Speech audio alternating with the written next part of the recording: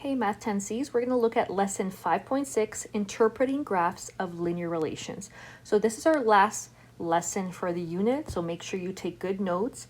Make sure you open your booklets up to lesson 5.6 and you go into this page and we're going to go through the notes. You can remember, email me, send me questions if you have any, and we'll be doing review next week for that unit test. Okay, so making connections. This graph shows the height of a float plane above a lake as the plane descends to land. Okay, so as you can see, this graph is going down because the float plane is actually going down in height.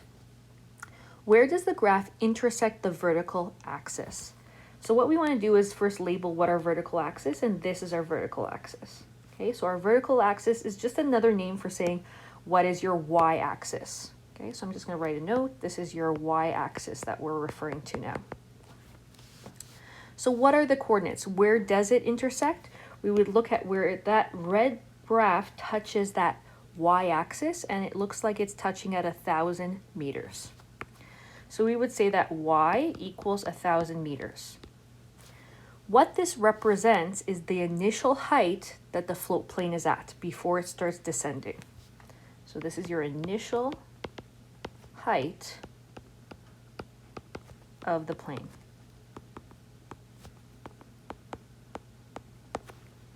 Okay, so make sure you're writing this down. So we know that the vertical axis is just another name for the y-axis.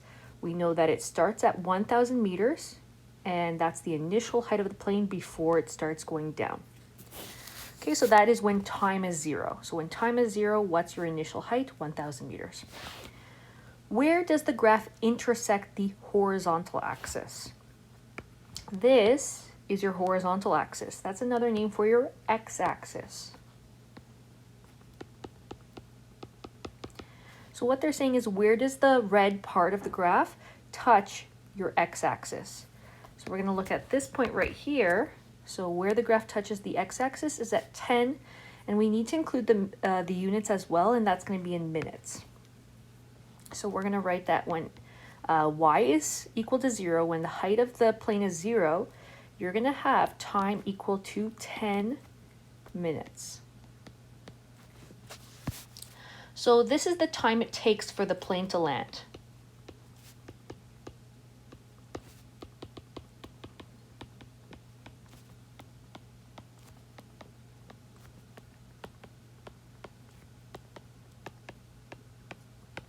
Okay, so the time it takes for the plane to land is 10 minutes. The third question is saying, what is the rate of change for this graph? Another name for rate of change is slope. So what they're asking is, what is the slope for this graph? You are going to label your graph with slope equaling rise over run. So what you want to do is connect 2 points on this graph, and I'm just going to zoom in so you guys can see it. I'm going to take 2 points, and it doesn't matter which points you take because it'll always give you the same slope. Okay, so same slope no matter where you go. So let's say, for example, we use this one. We create our triangle, a right triangle, connecting 2 of our points. We want to figure out what is our rise and what is our run. You need to look at what the interval is. If you guys look, each 2 blocks is 200. That means that every block is actually 100. So it's going up by 100, 200, 300, 400, 500, etc. So as you can see, this is 1 block right here vertically. So we're going to label it with 100. And this is going to be going downwards because it's going down and to the right to get to our next point. Okay, so we're always going from left to right. So we're going down 100 meters, and we're going to the right, and we have to figure out what that is. So 2 blocks is equal to 1. Another 2 blocks is equal to 2. Another 2 blocks is equal to 3. So as you can see, we have 2 blocks horizontally. This right here is 2 blocks. So that means it's 1 minute. And we have meters here. So that's our rise over run. So we're just going to label that and use that to answer our question. So our rise is what we're going down by or up by. So we're going down 100 meters. And our run is going 1 minute to the right, which makes it positive. Then you would simplify that. Negative 100 divided by 1 is negative 100. and that's going to be meters per minute.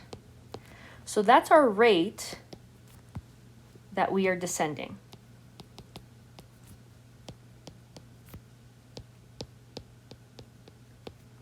So that's our descent rate. So we're going down 100 meters for every minute that we travel. Okay, so that's our rate or our speed that we are going down and getting to the ground, or to the water in this case. Okay, so that's our making connections question. So we had to label what our y-axis was, our x-axis was, and then we had to find slope by connecting any 2 points, and we found the rise over run. Whenever you go down, it's negative, and whenever you go to the right, it's positive. So that's why I had a negative slope. If you also look at the graph, do you guys notice that it's going down? It's like going down a mountain. So anytime you're ever going down a mountain, it's going to be negative slope. So that's why our answer had to be negative for it to make sense. Now it says any graph of a line that is not vertical represents a function. We call these functions linear relations. So we actually looked at that in our first unit, which was all about linear relations, linear functions. So the point where the graph intersects the horizontal axis has coordinates. In this case, when we're looking at the temperature in location A, where it intersects our horizontal axis, which is our x-axis, would be this point right here. So we always label our x-coordinate first. So we would put 4, comma, and our y-coordinate is 0 because the height is 0, or the temperature in this case is 0. It tells us that that also is another name for we call this the x-intercept. So that's another name for it. So the x-intercept is 4. So you just write 4, which is the x-coordinate of your coordinates. The point of intersection represents when the temperature is 0 degrees. So at what time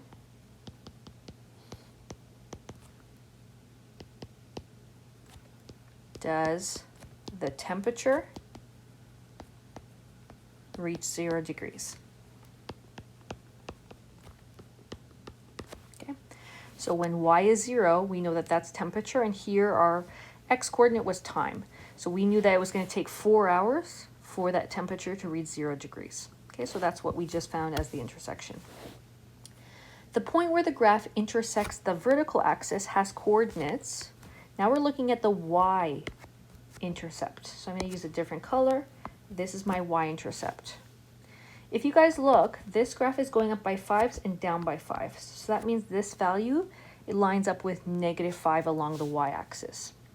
You need to put your x-coordinate first. So your x-coordinate is 0 when you're on the y-axis, and your y-coordinate is -5. Okay, so we're going to put 0 and -5 as our coordinates, and that is called our y-intercept. So the y-intercept in this case is -5. The point of intersection represents the initial temperature we started at. So the y-intercept always represents your initial starting point, the initial temperature that we started at. Okay, so just the initial temperature. Okay, so that's looking at temperatures in location A. Let's go on to your next page. So please flip over to this, where we're looking at the difference between a positive rate of change versus a negative rate of change. That just means positive slope. So what you should notice is that when you're doing a positive slope, you're climbing up the mountain. So your answer has to be positive whenever you do slope or rate of change. Versus this is climbing down a mountain. Anytime you climb down a mountain, your answer for slope or rate of change should have a negative sign as your final answer. If you're not getting that, then that means something's off, right?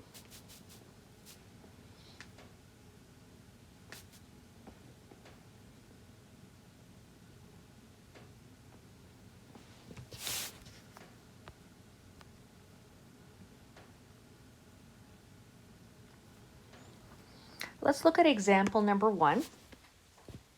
So it says, this graph shows how the height of a burning candle changes with time. So we're looking at writing the coordinates of the points where the graph intersects the axis, determine the vertical and horizontal intercepts. So let's talk about the coordinates. So our when it's touching the x-axis, we want to write down that the coordinates are these ones right here. So it looks like it's going up by 5s. So we want to make sure we write that the x-coordinate is 45 and the y-coordinate is 0. When it's touching your y-axis, we're going to look at the coordinates in this spot, these ones here. Okay, so we're going to look at the x-coordinate first, which is 0, because it's on your y-axis, and the height of this is going up by 2. So this is 2, 4, 6, 8, and that's 10. Okay, so we now know the coordinates. It says determine the vertical and horizontal intercept. So you'd say the x-intercept is equal to 45. That's when you just put the number. And the y-intercept is equal to 10. So you don't have to write them as coordinates when they ask for the intercepts. Describe what the points of intersection represents. So your x-intercept actually represents how long the candle is burning for.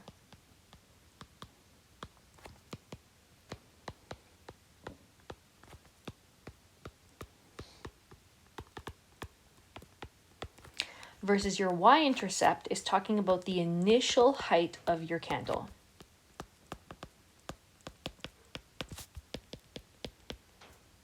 Okay, so we know that the candle was 10 centimeters high and it burned for 45 minutes. Okay, so that's what those numbers actually represent. Now we want to talk about domain and range. So domain is where we look at the x-coordinate. Now, in this case, we're going to use t instead. So we're going to do for domain t such that. You're going to put t in the middle with those mouths opening to the right. You're going to say what's the smallest time ever that's acceptable. So when we look at this information, if I were to restrict it, that's where the graph starts on the left. That's where it starts on the or ends on the right. So our graph goes from time of 0 up to 45 minutes. And then we would say TER with curly brackets. So that would be our domain. Normally for range, we look at the y-coordinate, which is where we look at letter H now instead. H is going to go in the middle. So now we're going to look vertically. So I'm going to use an arrow and show you that this is the smallest height that I have and this is the highest height. So our smallest height is 0 because you can have the candle burn all the way down. And our highest height reaches 10 centimeters. And then you would say HER. So that's our range. Okay, so that would be how we do our domain and range. We can use the intercepts to graph a linear function written in function notation. The x-coordinate of the graph where the graph intersects the x-axis is called those are called your x-intercepts. To determine the x-intercept, you have to set your y equal to 0. So if you replace y with 0, that's going to help you solve for the x-intercept if you have an equation. And the same thing for the opposite. The y-coordinate of the point where the graph intersects the y-axis is called the y-intercept.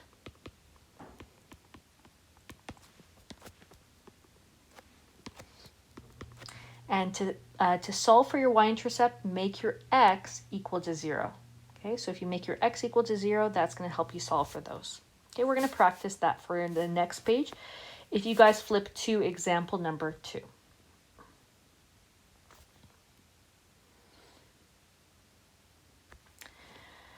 So I'm going to show you how to use your x and y intercepts to actually plot the points. So one way to do that is first we're going to solve for the x-intercept. We're going to make y equal to 0.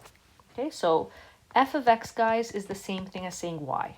That's what you need to remember. So if we have this equation, it's the same as saying y equals 4x minus 3. The above is just called function notation when we write f of x. Okay, so replace y with 0. So you're going to put a 0 in the y spot, and you're going to go 4x minus 3. Next, you're going to solve for x by isolating for it. You're going to start by adding 3 on both sides to get that out of the way. So now you have 3 equals 4x. Now you're going to divide both sides by 4 because that's the number in front of x, and those guys go away. That leaves you with x equals 3 over 4. So that, what we just solved for, was the x-intercept. So you want to plot that on your grid. On the x-axis, you're going to find 3 divided by 4. If you put that in your calculator, 3 divided by 4 is 0.75. So if this is 1, this is 2, this is 3, etc., going up by 1, we know that 0.75 would be approximately here. Now we're going to do the same thing for the y-intercept.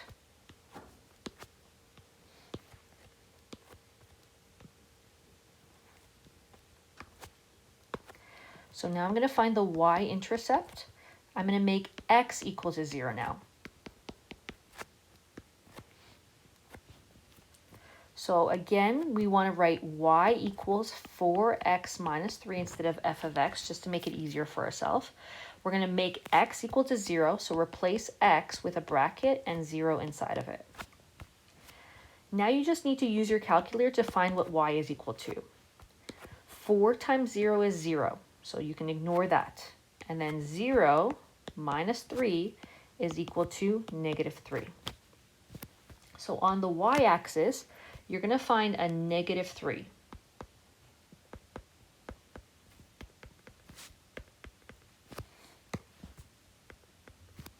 And you're going to plot that point. So negative 3 would be right there on the y-axis. And all you do is you connect your graph and put arrows on either end. Okay, so that would be your graph. You would just want to try to use a ruler to make this a little bit smoother. That's better. Okay, so that would be your graph. Now another thing you can do, another strategy that you can use, is you can use that y equals mx plus b strategy. The constant is always your y-intercept, and your m is always your slope, which is your rise over run. We know that our y-intercept from our above equation is negative 3, because that's our constant with no variables. Our slope is equal to always the value in front of x, which is 4. So that's like our rise over run. You put a 1 underneath anytime you don't have a fraction. So as you can see, I'm starting at negative 3, and I'm just showing that that's on the y-axis. That's your y-intercept, and I'm going 4 up, 1 to the right to get to our next value. Okay, so if I count 4 up, 1, 2, 3, 4, and I go 1 to the right, it should end up kind of, if I did it a little smoother, it should end up right on that point. And that would help us continue the graph. 1, 2, 3, 4, and it should be right there. So if I were to fix this a little bit better, if I were to make this line a little smoother, this is what it would look like. So 1, 2, 3, 4 to the right, and 1 up. 4 up, 1, 2, 3, 4, and 1 to the right. So this is what our graph does look like if I have a few more points. So that's better. Okay, so that just helps us draw our graph using our y-intercept and our slope.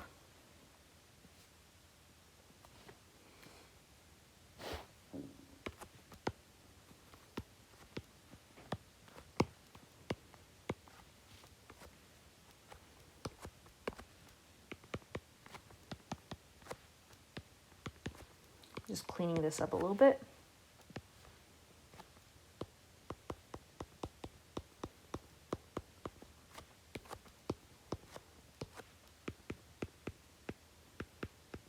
Okay. Example number 3, they're saying which of these graphs has a rate of change of -5, so that's another name of slope. So they're saying which has a slope of -5 and which has a vertical intercept, which is a y-intercept of 100. Now both of them actually have a y-intercept of 100. So this is on both. Both graphs have that. They both start at 100 in distance. The question is, which of these has a negative slope? A negative slope means that it's going down a hill or down a mountain, versus a positive slope is when you're going up a mountain. So remember, the negative means going down a mountain.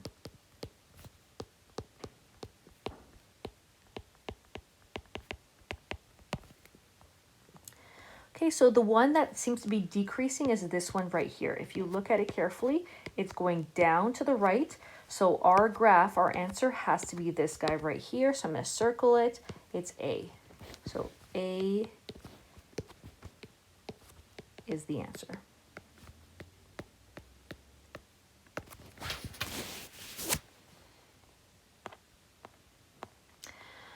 Example number 4.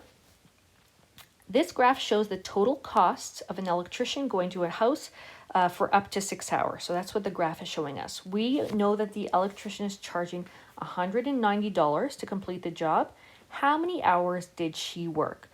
Use an equation to determine the answer. So we always write the equation as like mx plus b. B is your starting amount. So what is the initial starting value? That's your y-intercept. We know our y-intercept in this case is right here, this value right here. And we know that each block is going up by 60. So it's like 60, the next block is 120. So we know that the y-intercept is 60. And we need to find the slope, which is our rise over run.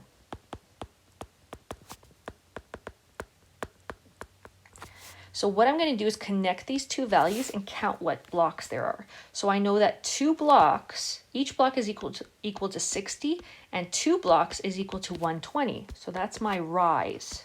I'm going up 120. And my run is going up, every block is 1 hour. So if I have 3 blocks along the bottom, that's 3 hours. So all I'm going to do is divide those two numbers. 120 divided by 3 gives me 40. Now that's going to be money per hour, because you always look at the Y title versus the X title. So that's going to be what they charge per hour. Charge per hour. Now we have our equation. It's always going to be Y equals M, which is our charge per hour, X, plus B, which is your y-intercept of 60. So now that we have the equation, we need to find out when is this electrician going to charge $190. So this is your Y value. So you're going to replace Y with 190. Step 1, you're going to move that 60 over by subtracting 60 on both sides. So we're going to go 190, take away 60 gives me 130. And that's equal to 40x. Now you're going to divide by 40 on both sides to get x by itself. So x is equal to 130 divided by 40. You should get 325. So that means the electrician worked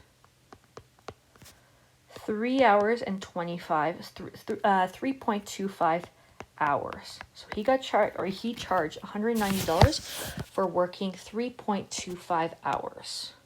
So that's what we're going to circle in, and that's our final answer. Okay, and we're just going to discuss your final questions here. What information do the vertical and horizontal intercepts provide about the linear function? So they tell us, the vertical always tells us our initial starting point or initial height. And our horizontal axis always tells us kind of our ending point. When does the graph land, or when does the plane land, or when does the candle melt or stop? Okay, so that's what they tell you. Now the next question is asking, how do you know if it's a positive or negative rate of change? Positive is going up the mountain, negative is going down the mountain. So this is positive, this is what negative looks like. So that means you should have a positive answer if it's going up the mountain, negative answer if you're going down the mountain. And finally, when a situation can be described by a linear function, why doesn't it matter which pair of points you use? Well, it's always constant. So it doesn't matter what points you use when you try to create that right triangle that I've been doing in any of the parts, because it's always the same. So it's always a constant rate of change. So no matter what points you use, it won't matter because it's always consistent change. Okay, so that is your lesson 5.6. So what I want you guys to do is do your day 7 homework right now. So practice and go back up to your day 2 notes or your page 2 notes, and you're going to complete these in blue in your notes booklets, right? So page 319 you're to 323, you're completing those questions. Okay, so make sure you work on that to get some practice with this final lesson. Hope you guys have